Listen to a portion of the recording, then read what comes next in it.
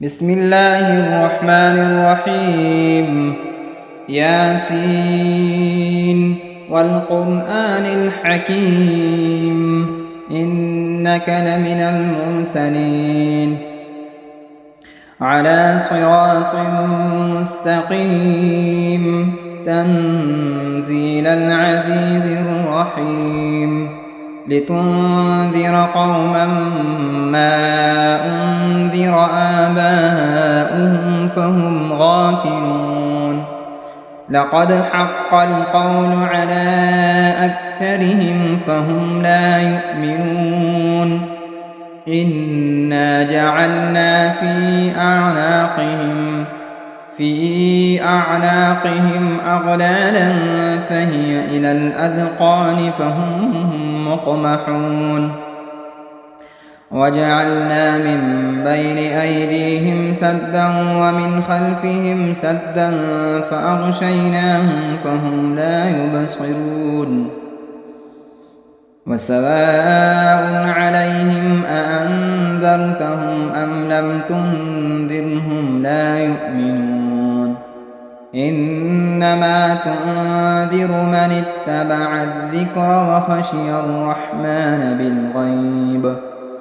فبشره بمغفرة وأجر كريم إنا نحن نحيي الموتى ونكتب ما قدموا وآثارهم وكل شيء أحصيناه في إمام مبين واضرب لهم مثلا أصحاب القرية إذ جاءها المرسلون إذ أرسلنا إليهم 2 فكذبوهما فعززنا بثالث فقالوا إنا إليكم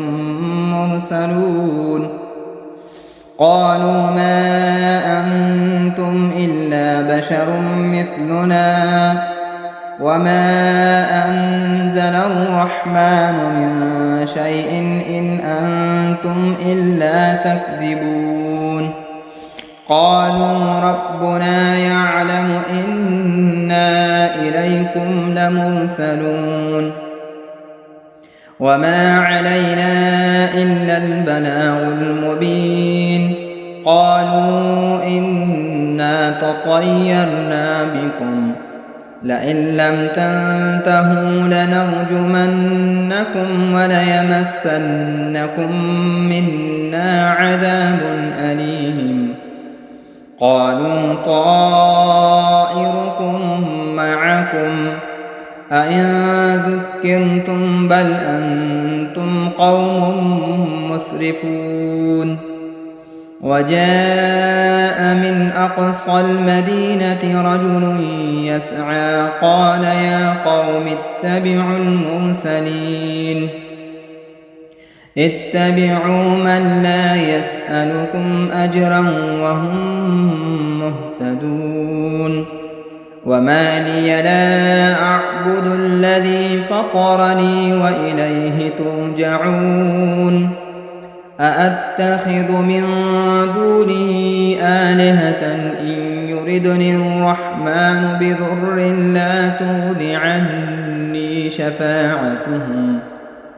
عني شفاعتهم شيئا ولا ينقذون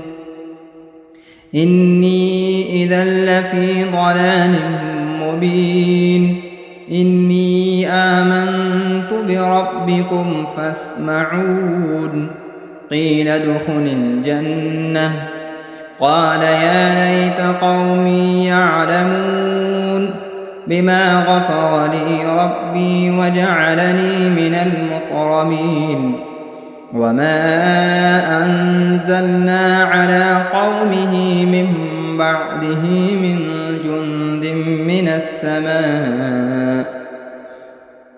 من السماء وما كنا منزلين إن كانت إلا صيحة واحدة فإذا هم خامدون يا حسرة على العباد ما يأتون يأتيهم من رسول إلا كانوا به يستهزئون ألم يروا كم أهلكنا قبلهم من القرون أنهم إليهم لا يرجعون وإن كل لما جميع لدينا محضرون وآية لهم الأرض الميتة أحييناها وأخرجنا منها حبا فمنه يأكلون وجعلنا فيها جنات من نخيل وأعناب وفجرنا فيها من العيون ليأكلوا من ثمره وما عملته أيديهم أفلا يشكرون سبحان الذي خلق الأزواج كلها مما تنبت الأرض ومن أنفسهم ومما لا يعلمون وآية لهم الليل نسلخ منه النهار فإذا هم مظلمون والشمس تجري لمستقر لها ذلك تقدير العزيز العليم والقمر قدرناه منازل حتى عاد كالعرجون القديم لا الشمس ينبغي لها أن تدرك القمر ولا الليل سابق النهار وكل في فلك يسبحون وآية لهم أنا حملنا ذريتهم في الفلك المشحون وخلقنا لهم من مثله ما يركبون وإن نشأ نغرقهم فلا صريخ لهم ولا هم ينقذون إلا رحمة منا ومتاعا إلى حين وإذا قيل لهم اتقوا ما بين أيديكم وما خلفكم لعلكم ترحمون وما تأتيهم من آية من آيات ربهم إلا كانوا عنها معرضين وإذا قيل لهم أنفقوا مما رزقكم الله قال الذين كفروا للذين آمنوا أنطعم من لو يشاء الله أطعمه إن أنتم إلا في ضلال مبين ويقولون متى هذا الوعد إن كنتم صادقين ما ينظرون إلا صيحة واحدة تأخذهم وهم يخصمون فلا يستطيعون توصية ولا إلى أهلهم يرجعون ونفخ في الصور فإذا هم من الأجداث إلى ربهم ينسلون قالوا يا ويلنا من بعثنا من مرقدنا هذا ما وعد الرحمن وصدق المرسلون إن كانت إلا صيحة واحدة فإذا هم جميع لدينا محضرون فاليوم لا تظلم نفس شيئا ولا تجزون إلا ما كنتم تعملون إن أصحاب الجنة اليوم في شغل فاكهون هم وأزواجهم في ظلال على الأرائك متكئون لهم فيها فاكهة ولهم ما يدعون سلام قولا من رب رحيم وامتازوا اليوم أيها المجرمون ألم أعهد إليكم يا بني آدم أن لا تعبدوا الشيطان إنه لكم عدو مبين وأن اعبدوني هذا صراط مستقيم ولقد أضل منكم جبلا كثيرا أفلم تكونوا تعقلون هذه جهنم التي كنتم توعدون اصلوها اليوم بما كنتم تكفرون اليوم نختم على أفواههم وتكلمنا أيديهم وتشهد أرجلهم بما كانوا يكسبون ولو نشاء لطمسنا على أعينهم فاستبقوا الصراط فأنى يبصرون ولو نشاء لمسخناهم على مكانتهم فما استطاعوا مضيا ولا يرجعون ومن نعمره ننكسه في الخلق أفلا يعقلون وما علمناه الشعر وما ينبغي له إن هو إلا ذكر وقرآن مبين لينذر من كان حيا ويحق القول على الكافرين أولم يروا أنا خلقنا لهم مما عملت أيدينا أنعاما فهم لها مالكون وذللناها لهم فمنها ركوبهم ومنها يأكلون ولهم فيها منافع ومشارب أفلا يشكرون واتخذوا من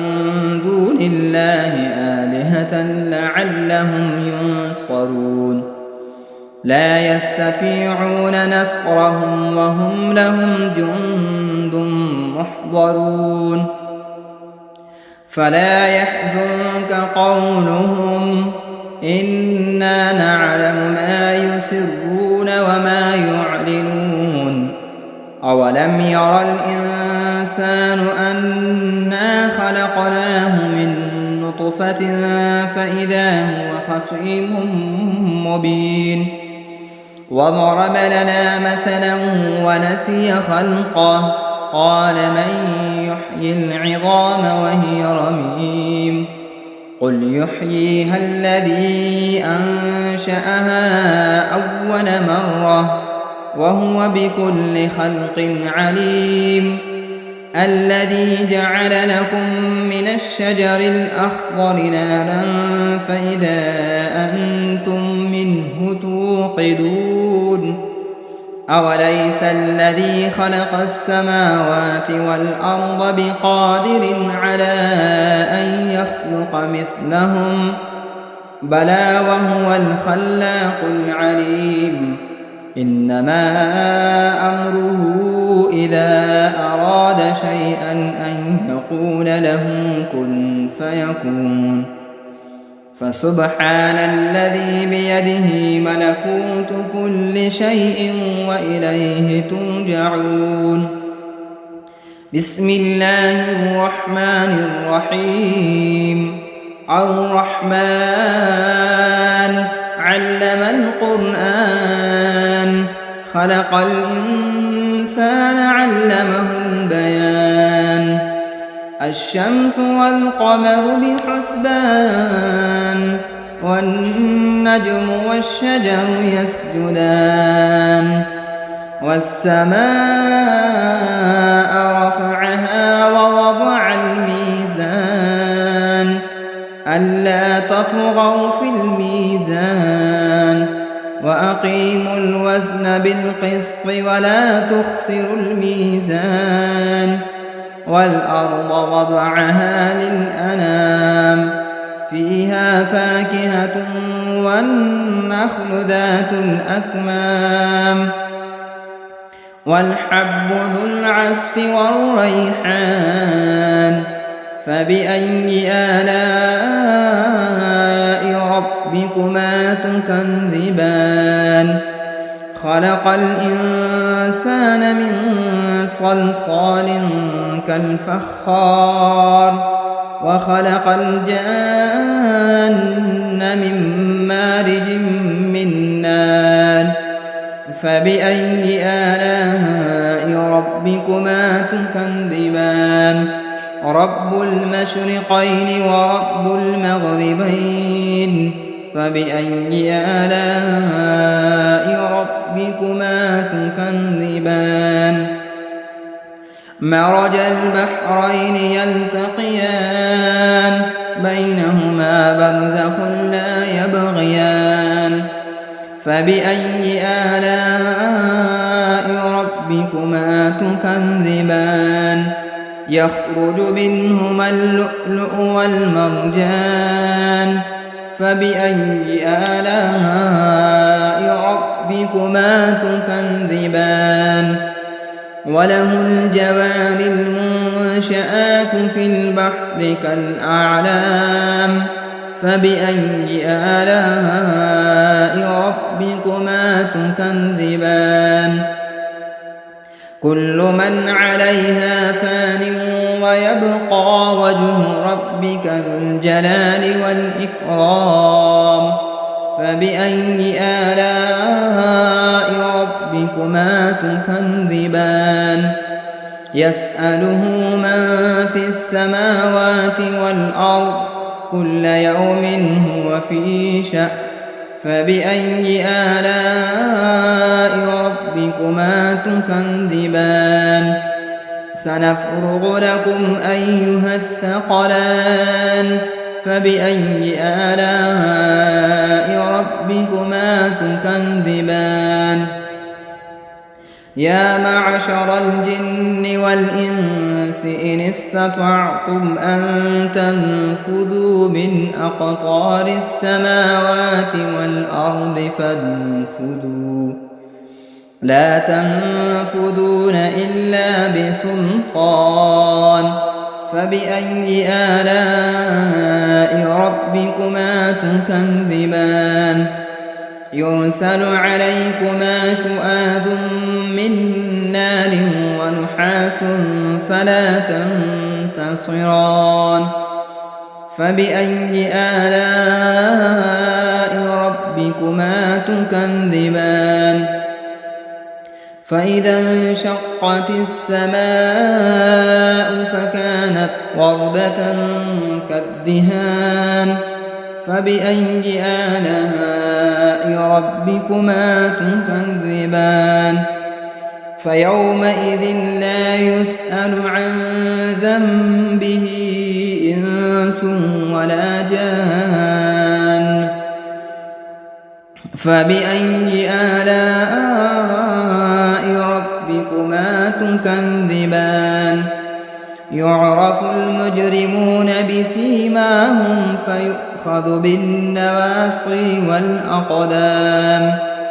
فبأي آلاء ربكما تكذبان هذه جهنم التي يكذب بها المجرمون يطوفون بينها وبين حميم آن فبأي آلاء ربكما تكذبان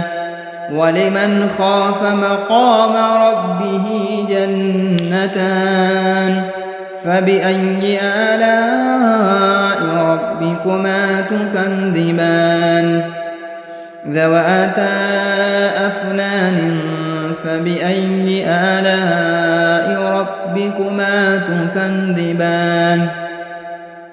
فيهما عينان تجريان فبأي آلاء ربكما تكذبان فيهما من كل فاكهة زوجان فبأي آلاء ربكما تكذبان متكئين على فرش بطائنها من استبرق وجنى الجنتين دان فبأي آلاء ربكما تكذبان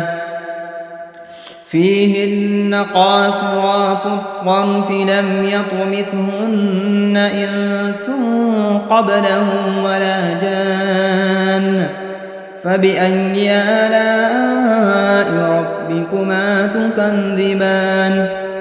كأنهن الياقوت والمرجان فبأي آلاء ربكما تكذبان هل جزاء الإحسان إلا الإحسان فبأي آلاء ربكما تكذبان ومن دونهما جنتان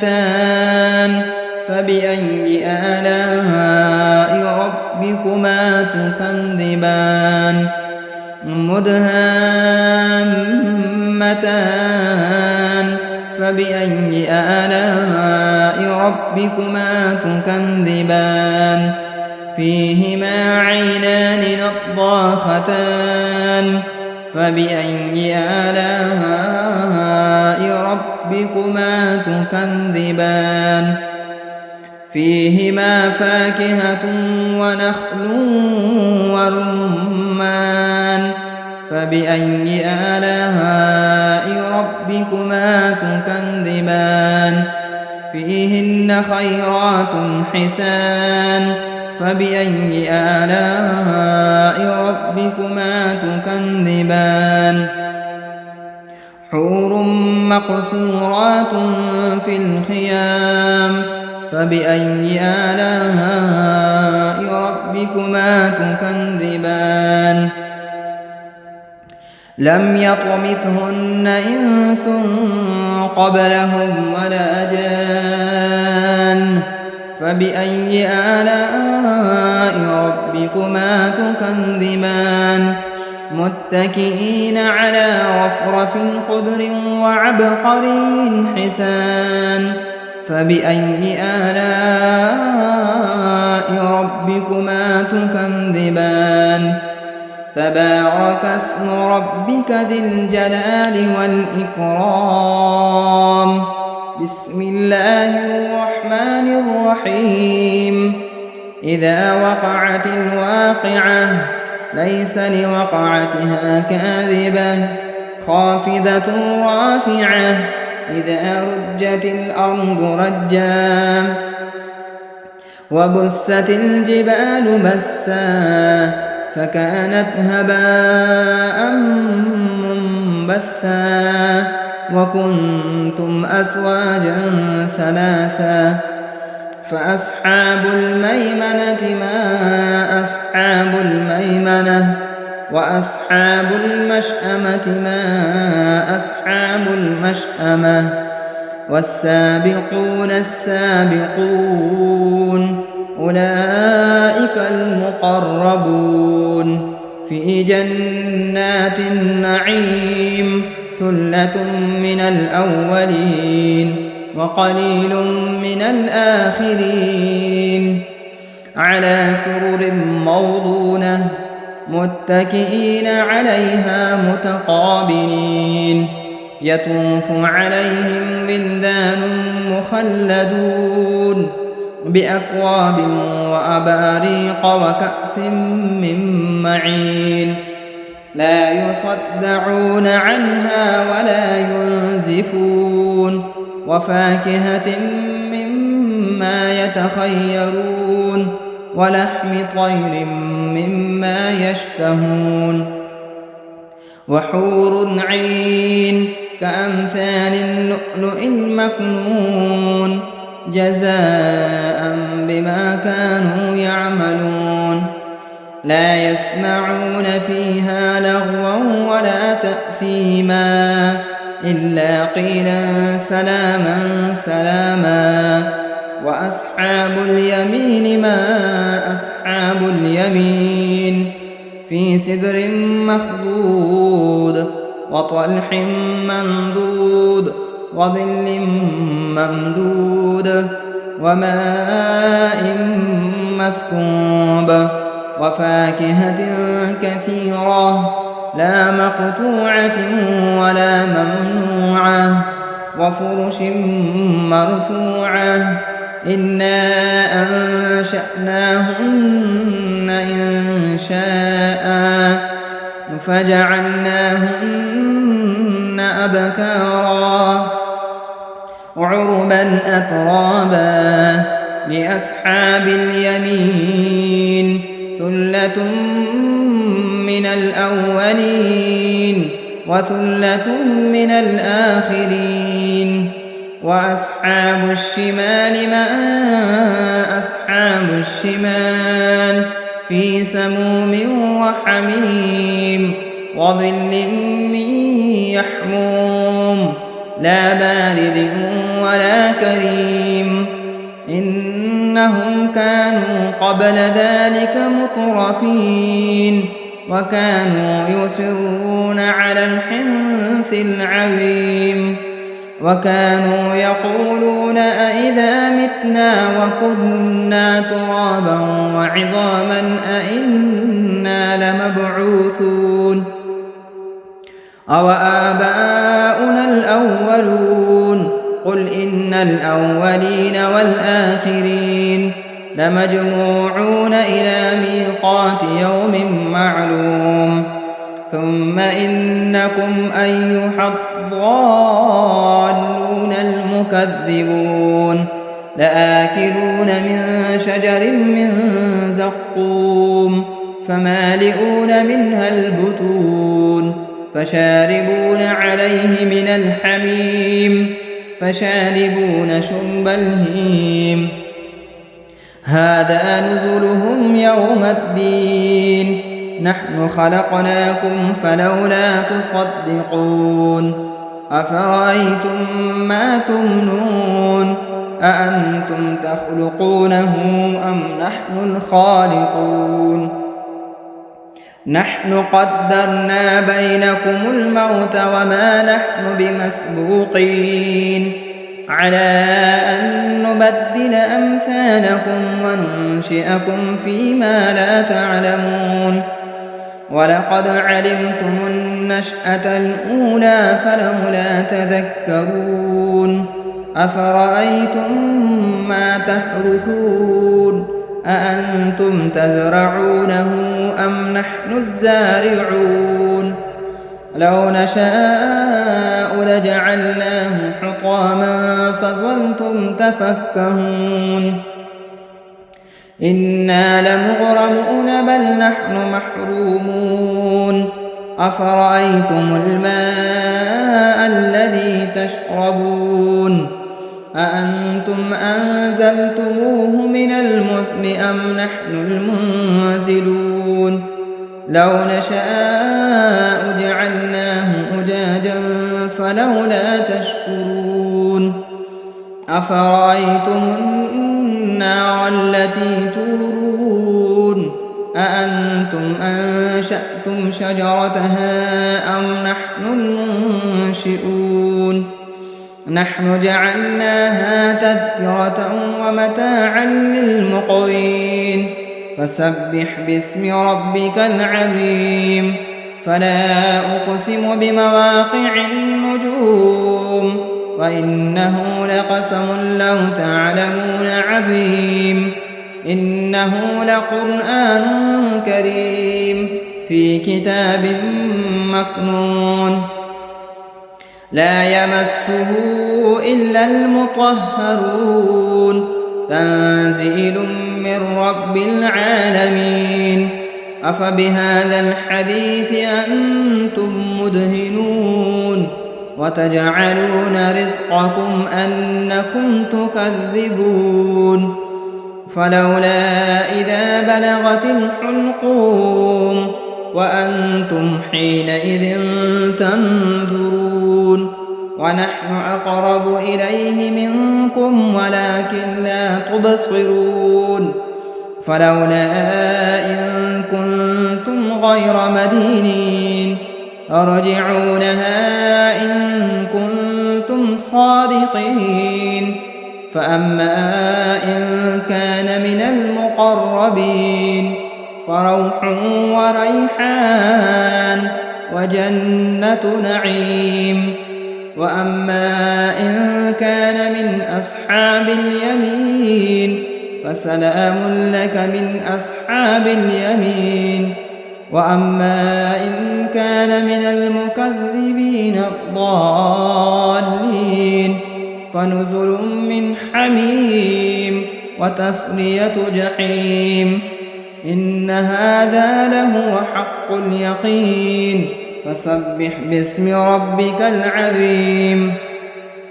بسم الله الرحمن الرحيم تبارك الذي بيده الملك وهو على كل شيء قدير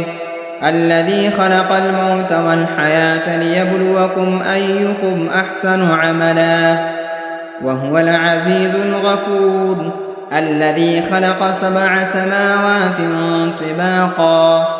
ما ترى في خلق الرحمن من تفاوت فارجع البصر هل ترى من فتور ثم ارجع البصر كرتين ينقلب إليك البصر خاسئا وهو حسير ولقد زينا السماء الدنيا بمصابيح وجعلناها رجوما للشياطين وأعتدنا لهم عذاب السعير وللذين كفروا بربهم عذاب جهنم وبئس المصير إذا ألقوا فيها سمعوا لها شهيقا وهي تفور تكاد تميز من الغيظ كلما ألقي فيها فوج سألهم خزنتها ألم يأتكم نذير قالوا بلى قد جاءنا نذير فكذبنا وقلنا ما نزل الله من شيء إن أنتم إلا في ضلال كبير وقالوا لو كنا نسمع أو نعقل ما كنا في أصحاب السعير فاعترفوا بذنبهم فسحقا لأصحاب السعير إن الذين يخشون ربهم بالغيب لهم مغفرة وأجر كبير وأسروا قولكم أو اجهروا به إنه عليم بذات الصدور ألا يعلم من خلق وهو اللطيف الخبير هو الذي جعل لكم الأرض ذلولا فامشوا في مناكبها وكلوا من رزقه وإليه النشور أأمنتم من في السماء أن يخسف بكم الأرض فإذا هي تمور أم أمنتم من في السماء أن يرسل عليكم حاصبا فستعلمون كيف نذير ولقد كذب الذين من قبلهم فكيف كان نكير أولم يروا إلى الطير فوقهم صافات ويقبض ما يمسكهن إلا الرحمن إنه بكل شيء بصير أمن هذا الذي هو جند لكم ينصركم من دون الرحمن إن الكافرون إلا في غرور أمن هذا الذي يرزقكم إن أمسك رزقه بل لجوا في عتو ونفور أفمن يمشي مكبا على وجهه أهدى أمن يمشي سويا على صراط مستقيم قل هو الذي أنشأكم وجعل لكم السمع والأبصار والأفئدة قليلا ما تشكرون قل هو الذي ذرأكم في الأرض وإليه تحشرون ويقولون متى هذا الوعد إن كنتم صادقين قل إنما العلم عند الله وإنما أنا نذير مبين فلما رأوه زلفة سيئت وجوه الذين كفروا وقيل هذا الذي كنتم به تدعون قل أرأيتم إن أهلكني الله ومن معي أو رحمنا فمن يجير الكافرين من عذاب أليم قل هو الرحمن آمنا به وعليه توكلنا فستعلمون من هو في ضلال مبين قل أرأيتم إن أصبح ماؤكم غورا فمن يأتيكم بماء معين صدق الله مولانا العظيم.